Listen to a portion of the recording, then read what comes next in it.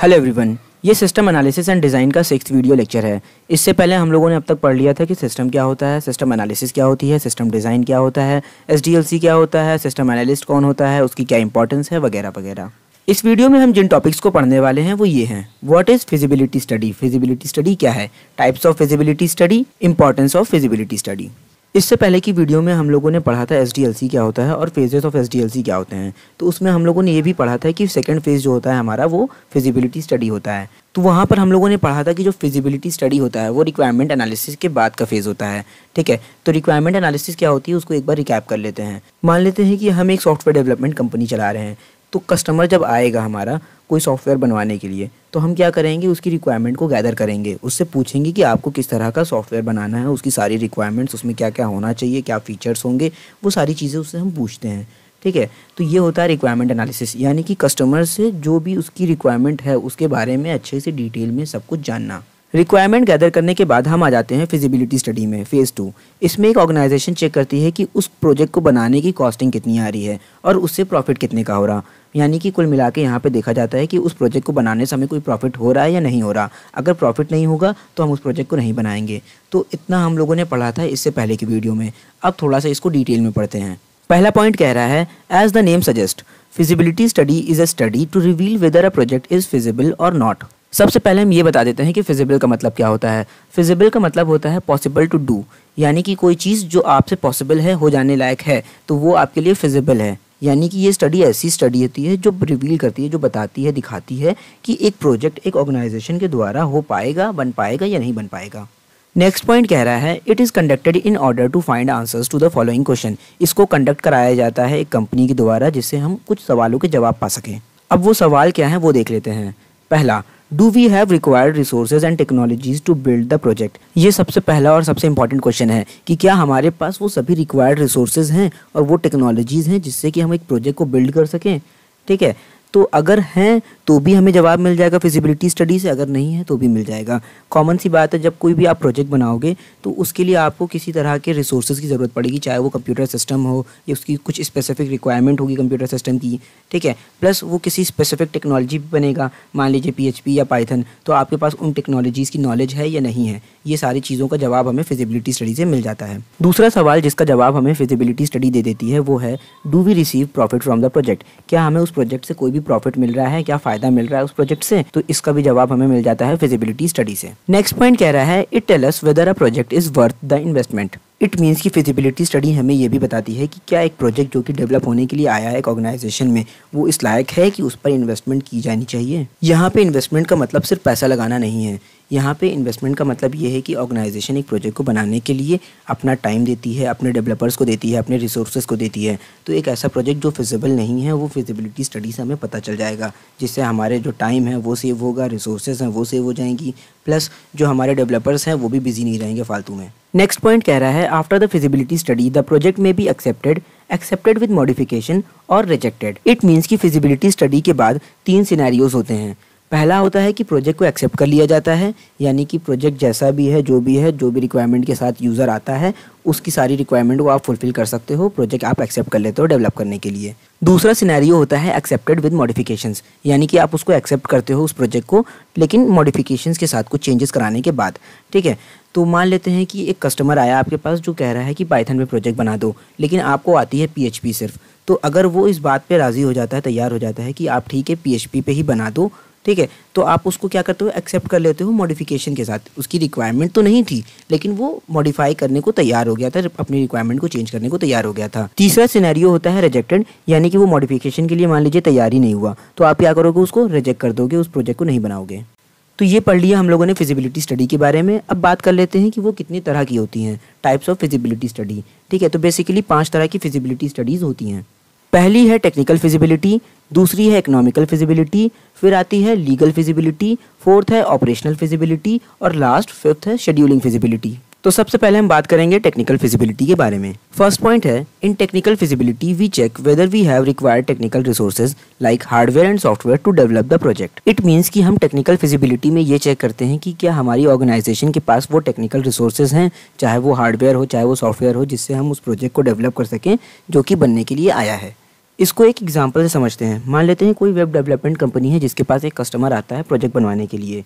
तो अब कॉमन सी बात है, उसकी उस जो प्रोजेक्ट होगा उसकी डिज़ाइनिंग होगी, ठीक है, प्लस उसकी कोडिंग होगी। तो डिज़ाइनिंग के लिए कुछ सॉफ्टवेयर्स का यूज़ किया जाता है। अब मान लीजिए कोई सॉफ्टवेयर जो भी डिज़ाइनिंग के लिए यूज़ किया जाता है उसके पास नहीं है, उस कंपनी के पास नहीं है, तो वो टेक्निकली फिजिबल नहीं हुई।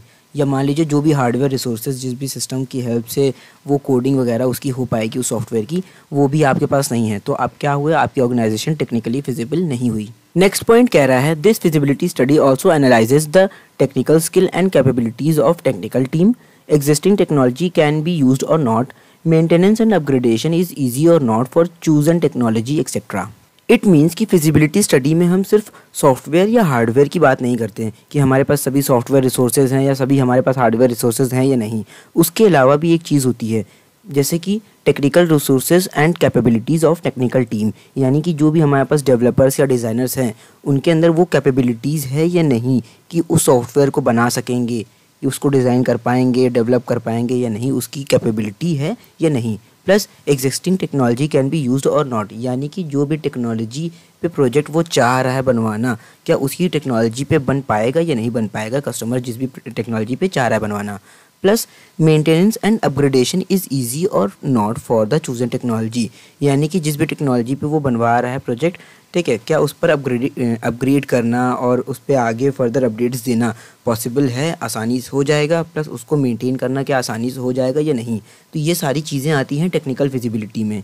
अगर इन दोनों पॉइंट्स को हम समराइज़ करें तो हम ये समझ सकते हैं कि टेक्निकल फिजिबिलिटी में हम देखते हैं कि क्या हमारे पास हार्डवेयर और सॉफ्टवेयर रिसोर्सेज हैं जिससे हम प्रोजेक्ट को बना सकें जो भी डेवलप होने के लिए आया है, क्या हमारे पास ऐसी टीम, ऐसी टेक्निकल टीम है, डेवलपर्स हैं जिनको उन चीज़ों की नॉलेज है जिससे वो सॉफ्टवेयर को बना सकें, प्लस जो भी टेक्नोलॉजी पे हम सॉफ्टवेयर बना रहे हैं क्या उसको मेंटेन करना, उसको अपग्रेड करना आसान होगा या नहीं। तो ये सारी चीज़ें हम टेक्निकल फिजिबिलिटी में देखते हैं। नेक्स्ट है economical feasibility. In economical feasibility study, cost and benefit of the project is analyzed. It means कि इकोनॉमिकल फिजिबिलिटी स्टडी में हम क्या करते हैं, प्रोजेक्ट की कॉस्ट को देखते हैं कि वो कितने में बन जाएगा और उसके बाद देखते हैं कि उससे हमें प्रॉफिट कितने का हो रहा है, बेनिफिट कितना आ रहा है उस प्रोजेक्ट से। नेक्स्ट पॉइंट कह रहा है in this feasibility study a detailed analysis is carried out to know what will be the cost of the project including hardware and software resources required, design and development cost and so on. It means कि इस feasibility study में हम एक detail analysis करते हैं कि project की cost क्या होगी, what will be the cost of the project, यानी कि उस प्रोजेक्ट की टोटल कॉस्ट क्या होगी, including hardware and software resource required, यानी कि जो हार्डवेयर और सॉफ्टवेयर रिसोर्सेज हम लगाएंगे उसको बनाने के लिए, ठीक है, उनकी भी कॉस्टिंग को मिलाया जाएगा। प्लस हम ये भी देखेंगे कि डिज़ाइनर और डेवलपर को कितना पैसा हमें देना रहेगा, तो उसी के हिसाब से एक ऑर्गेनाइजेशन अपनी इकोनॉमिकल फिजिबिलिटी को चेक करती है। तो अगर प्रोजेक्ट की कॉस्टिंग ज़्यादा आ रही है और प्रॉफिट कम होगा तो कॉमन सी बात है प्रोजेक्ट को रिजेक्ट कर दिया जाएगा, यानी कि वो इकोनॉमिकली फिजिबल नहीं हुआ। लास्ट पॉइंट कह रहा है it is also analyzed whether project will be beneficial for organization और नॉट। अब कॉमन सी बात यही है कि अगर प्रोजेक्ट को बनाने में कॉस्टिंग को मिलाकर हमें बेनिफिट हो रहा है, ठीक है, उससे फिर भी प्रॉफिट निकल रहा है, तो कॉमन सी बात है वो प्रोजेक्ट हमारे लिए क्या है, बेनिफिशियल है, फ़ायदेमंद है, वरना नहीं है। अब बात करते हैं थर्ड फिजिबिलिटी स्टडी की, लीगल फिजिबिलिटी। ठीक है, in legal feasibility study we investigate whether the project is legal और नॉट। जैसा कि नाम से पता चल रहा है, इस फिजिबिलिटी स्टडी में हम ये पता करते हैं, ये चेक करते हैं कि एक प्रोजेक्ट लीगल है या नहीं, यानी कि वो जो गवर्नमेंट के बनाए हुए रूल्स हैं उनके अकॉर्डिंग ही चलेगा या उसके किसी पॉलिसी के अगेंस्ट जा रहा है। अब आते हैं नेक्स्ट फिजिबिलिटी स्टडी पे, operational feasibility study. In operational feasibility study, we examine whether the project satisfies the requirement identified in the requirement analysis phase. It means कि इस feasibility study में हम ये देखते हैं कि जो भी प्रोजेक्ट हम बनाने का सोच रहे हैं, जो कस्टमर के हिसाब से हमें बनाना है, तो क्या वो कस्टमर की सारी रिक्वायरमेंट एनालिसिस में कलेक्ट की हुई रिक्वायरमेंट्स को सेटिस्फाई कर रहा है या नहीं। यानी कि कस्टमर जो भी चाह रहा है, जिस भी तरह का प्रोजेक्ट चाह रहा है, हम जो बनाएंगे क्या वो उसकी सारी रिक्वायरमेंट को सेटिस्फाई कर देगा, यानी कस्टमर सेटिस्फाई हो जाएगा अपने प्रोजेक्ट को देखकर। तो ये चीज़ों को हम देखते हैं ऑपरेशनल फिजिबिलिटी स्टडी में। ठीक है, अब बढ़ते हैं लास्ट फिजिबिलिटी स्टडी की ओर, scheduling feasibility. In scheduling feasibility study we estimate the time necessary to complete the project. इस फिजिबिलिटी स्टडी में हम ये देखते हैं कि एक प्रोजेक्ट कितने टाइम के अंदर कंप्लीट होगा। मान लीजिए जैसे ही कस्टमर कोई प्रोजेक्ट लेकर आता है तो ऐसा नहीं है कि वो जितने दिन में मांग रहा है हम उतने ही दिन में उसको बना देंगे। ठीक है, तो काफ़ी सारी क्राइटेरियाज़ होते हैं, काफ़ी सारी चीज़ें होती हैं जिनको हिसाब से हम टाइम एस्टिमेट करते हैं। नेक्स्ट पॉइंट कह रहा है we also consider the organization's capability and determine whether the amount of time is available और नॉट। इट मीन्स कि हमें ऑर्गेनाइजेशन की कैपेबिलिटीज़ को ध्यान में रखकर एक स्पेसिफिक अमाउंट ऑफ टाइम मांगना पड़ता है यूज़र से, जिसके बीच में हम सॉफ्टवेयर को डेवलप करेंगे, उसकी टेस्टिंग करेंगे, तब जाके उसको डिप्लॉय करेंगे। तो बेसिकली इस फिजिबिलिटी स्टडी में हम ये देखते हैं कि हमारे पास उतना स्पेसिफिक अमाउंट ऑफ टाइम है कि नहीं जिसके अंदर हम इस प्रोजेक्ट को बनाकर डिप्लॉय कर सकें।